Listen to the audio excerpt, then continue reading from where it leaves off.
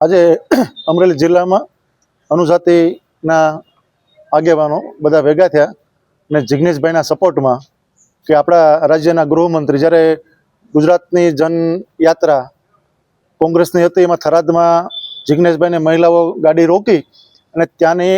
એને બધી આપવીતી મહિલાઓએ કે અમારા વિસ્તારમાં સ્કૂલની બાજુમાં દારૂ તો ઠીક છે પણ ડ્રગ્સ પણ એટલા ગામડા સુધી ડ્રગ્સ પહોંચી ગયો છે, તો આની જિમ્મેદારી કોની? એ માટે જિગ્નેશભાઈ ત્યાં ગયા અને જિગ્નેશભાઈ જોયું બધું, ત્યાં વિડીયોગ્રાફી કરી અને ત્યાં એ એસપી સાહેબને મળવા ગયા, એસપી પોલીસ સ્ટેશન મહિલાઓ સાથે.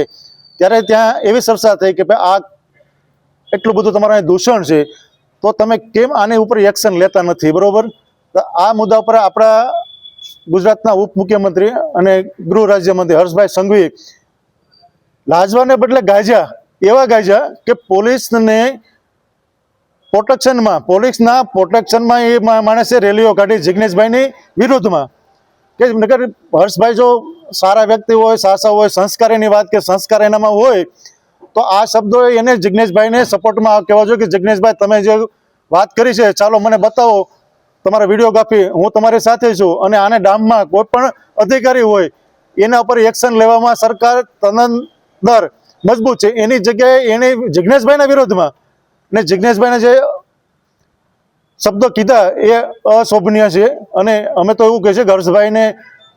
શરમ હોય તો રાજીનામું દેવું જોઈએ અને કોઈ બીજા કેપેબલ હોય, હોશિયાર ગૃહમંત્રી હોય એને સરકારે એને ગૃહ ખાતું આપવું જોઈએ.